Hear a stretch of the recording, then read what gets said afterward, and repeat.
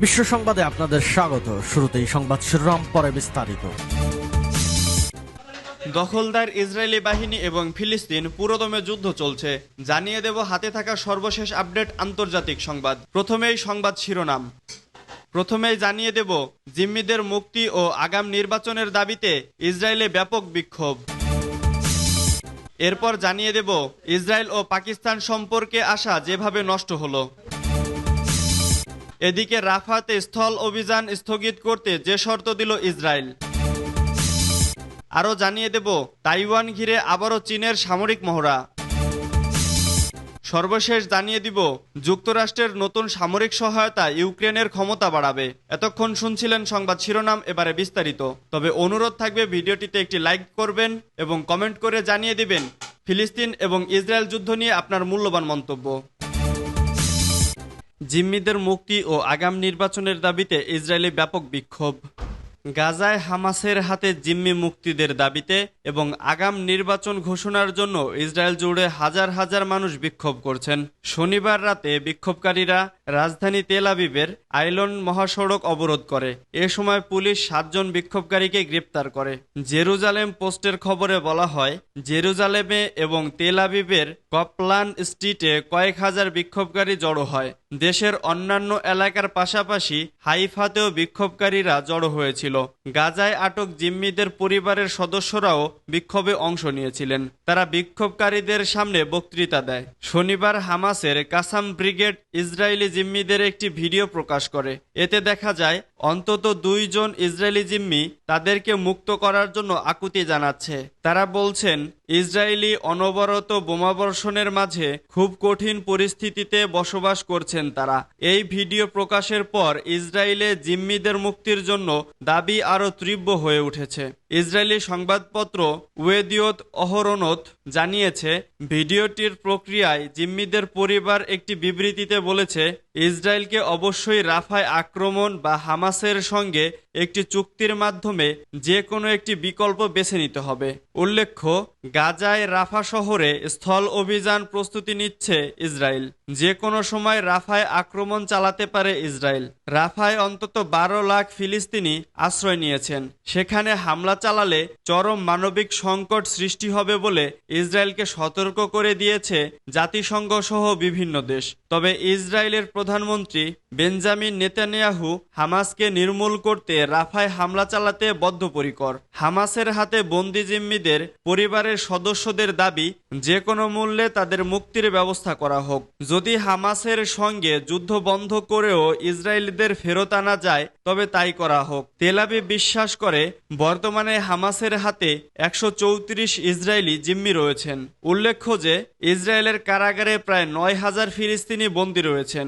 গত 6 মাসের যুদ্ধে ফিলিস্তিনের গাজা উপত্যকা ধ্বংস করে দিয়েছে ইসরায়েল। গত 7 অক্টোবর থেকে এখন পর্যন্ত ইসরায়েলি হামলায় 34,000-এর বেশি ফিলিস্তিনি নিহত হয়েছে। ইসরায়েল ও পাকিস্তান সম্পর্কের আশা যেভাবে নষ্ট হলো। সাবেক মার্কিন প্রেসিডেন্ট ট্রাম্পের সময় মধ্যপ্রাচ্যের বিভিন্ন দেশ ইসরায়েলের সঙ্গে সম্পর্ক উন্নয়নের পদক্ষেপে নিজেদের যুক্ত করে। সেই ধারাবাহিকতায় মুসলিম বিশ্বের একমাত্র পরমাণু শক্তিধর দেশ পাকিস্তানও ইসরায়েলের সঙ্গে কূটনৈতিক সম্পর্ক স্থাপনে অনেকটা আগ্রহী হয়ে ওঠে। তবে সেই প্রক্রিয়া পুরোটাই থমকে যায় গেল বছরের 7 অক্টোবর হামাস ও ইসরায়েল যুদ্ধ শুরুর পর। এমন পরিস্থিতিতে যুদ্ধ পরবর্তী সময়ে তেল আবিবের সঙ্গে ইসলামাবাদের সম্পর্ক স্থাপনে সম্ভাবনা কতটুকু, তারই উত্তর খুঁজতে চেষ্টা করেছেন পাকিস্তানি এক সাংবাদিক। ইসরায়েলি সংবাদ মাধ্যম হারেতজে লেখা এক নিবন্ধে লন্ডন ভিত্তিক পাকিস্তানি সাংবাদিক হামজা আজহার সালাম জানান, ইসরায়েলের বিষয়ে পাকিস্তান কী ধরনের পদক্ষেপ নিবে তার ইঙ্গিত পাওয়া যাবে সৌদি আরবের তৎপরতা থেকে। সম্প্রতি বিশ্বের বুকে একমাত্র ইহুদিবাদী দেশটির সঙ্গে মুসলিম বিশ্বের একমাত্র পরমাণু শক্তিধর রাষ্ট্রের সম্পর্ক স্থাপনের জেরে গুঞ্জন উঠেছিল। তবে চলতি মাসেই ইরানের প্রেসিডেন্ট ইব্রাহিম রাইসির ইসলামাবাদ সফর সে সম্ভাবনাকে অনেকটুকুই শেষ করে দিয়েছে। পরমাণু শক্তিধর পাকিস্তানের সঙ্গে বেশ ঘনিষ্ঠ সম্পর্ক রয়েছে মধ্যপ্রাচ্যের প্রভাবশালী সুন্নি মুসলিম রাষ্ট্র সৌদি আরবের। আবার দুই দেশই যুক্তরাষ্ট্রের ঘনিষ্ঠ মিত্র। এছাড়াও বড় ধরনের সৌদি বিনিয়োগ পেতে মরিয়া হয়ে আছেন ভঙ্গুর অর্থনীতির দেশ পাকিস্তান। অপরদিকে কৌশলগত ভারসাম্য ধরে রাখতে শিয়া প্রধান ইরানের সঙ্গেও সম্পর্ক বাড়াতে চায় ইসলামাবাদ। রাফাতে স্থল অভিযান স্থগিত করতে যে শর্ত দিল ইসরায়েল। হামাসের সঙ্গে যুদ্ধবিরতি চুক্তিতে পৌঁছালে ইসরায়েলি বাহিনী গাজার দক্ষিণাঞ্চলীয় শহর রাফাতে স্থল অভিযান বন্ধ করবে। শনিবার ইসরায়েলি পররাষ্ট্রমন্ত্রী ইসরায়েল কাজ কথা বলেন। দেশটির 12তম টেলিভিশনে দেয়া এক সাক্ষাৎকারে তিনি বলেন, গাজায় আটক ইসরায়েলি বন্দীদের মুক্ত করা বর্তমানের প্রধান কাজ। এর আগে টেলিভিশনের খবর অনুসারে শুক্রবার মিশরের প্রতিনিধি দল ইসরায়েলের সঙ্গে বৈঠক করেছে। ইসরায়েল মিশরের মাধ্যমে হামাসের কাছে যুদ্ধবিরতি সংক্রান্ত দাবি জানিয়েছে। শনিবার ভোরে হামাসের প্রকাশিত এক বিবৃতিতে বলা হয়, গাজা এলাকার যুদ্ধবিরতির বিষয়টি বিবেচনা করা হচ্ছে। তাইওয়ান ঘিরে আবারও চীনের সামরিক মহড়া। তাইওয়ান ঘিরে আবারও সামরিক মহড়া চালিয়েছে চীন। শনিবার 12টি চীনা বিমান তাইওয়ান প্রণালীর সংবেদনশীল মধ্যরেখার ওপর দিয়ে উড়ে যেতে দেখা গেছে। মার্কিন পররাষ্ট্রমন্ত্রী অ্যান্টনি ব্লিংকেন বেইজিং সফর শেষ করতে না করতেই এই মহড়া চালালো দেশটি। শুক্রবার চীনে ব্লিংকেনের সফর শেষ করার একদিন পরই এ ঘটনা ঘটল। তাইওয়ানের প্রতিরক্ষা মন্ত্রণালয়ের বরাত দিয়ে সংবাদ মাধ্যম নিক্কেই এশিয়া জানিয়েছে, শনিবার সকাল 9:30টায় তারা 22টি চীনা যুদ্ধবিমান শনাক্ত করেছে। এর মধ্যে 12টি যুদ্ধবিমান তাইওয়ানের উত্তর ও কেন্দ্রীয় মধ্যরেখা অতিক্রম করেছে। এতদিন এই উত্তর ও কেন্দ্রীয় মধ্যরেখা চীন এবং তাইওয়ানের আনুষ্ঠানিক সীমানা হিসেবে কাজ করেছে। তবে তা এখন আর মানতে রাজি নয় বেইজিং। তাই নিয়মিত চীনা বিমান এই সীমা অতিক্রম করছে। তাইওয়ানের প্রতিরক্ষা মন্ত্রণালয় বলছে, যৌথ যুদ্ধ মহড়া চালিয়েছে চীনারা। এই সময় যুদ্ধ বিমানের সঙ্গে যুদ্ধ জাহাজও ছিল।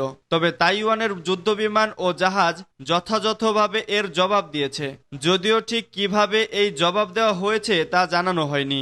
বহু বছর ধরে গণতান্ত্রিকভাবে শাসিত তাইওয়ানকে নিজস্ব অঞ্চল হিসেবে দাবি করে আসছে চীন। তবে চীনের এমন দাবি বরাবরই প্রত্যাখ্যান করে আসছে তাইওয়ান সরকার। যুক্তরাষ্ট্রের নতুন সামরিক সহায়তা ইউক্রেনের ক্ষমতা বাড়াবে। ইউক্রেনের জন্য $61 বিলিয়ন সামরিক সহায়তা যুক্তরাষ্ট্রের সিনেট অনুমোদন দিয়েছে এবং সেটি প্রেসিডেন্ট জো বাইডেনের টেবিলে স্বাক্ষরের অপেক্ষায় রয়েছে। আগামী বুধবার এতে তিনি স্বাক্ষর করে আইনে পরিণত করবেন বলে মনে করা হচ্ছে। এ বিষয়ে এক প্রতিক্রিয়ায় ইউক্রেনের প্রেসিডেন্ট ভ্লাদিমির জেলেনস্কি বলেন, এটি মুক্ত বিশ্বে গণতন্ত্রের নেতা হিসেবে যুক্তরাষ্ট্রের ভূমিকাকে পুনরায় প্রতিষ্ঠা করল। খবর বিবিসির। সামরিক সহায়তার মধ্যে ইউক্রেনের জন্য কমপক্ষে $8 বিলিয়ন মূল্যের ক্ষেপণাস্ত্র ও গোলাবারুদ পুনঃসরবরাহ রয়েছে। যুক্তরাষ্ট্রের সামরিক বাহিনী বলছে তারা কয়েকদিনের মধ্যেই এ সরবরাহ শুরু করবে। জার্মান ভিত্তিক গবেষণা প্রতিষ্ঠান কিয়েল ইনস্টিটিউটের হিসাবে 2022 সালের ফেব্রুয়ারি থেকে 2024 সালের জানুয়ারি পর্যন্ত যুক্তরাষ্ট্র ইউক্রেনকে $46.2 বিলিয়ন সামরিক সহায়তা দিয়েছে। জার্মানি $10.7 বিলিয়ন, যুক্তরাজ্য 5.7, ডেনমার্ক 5.2 এবং ইউরোপিয়ান ইউনিয়ন দিয়েছে $6.1 বিলিয়ন সহায়তা।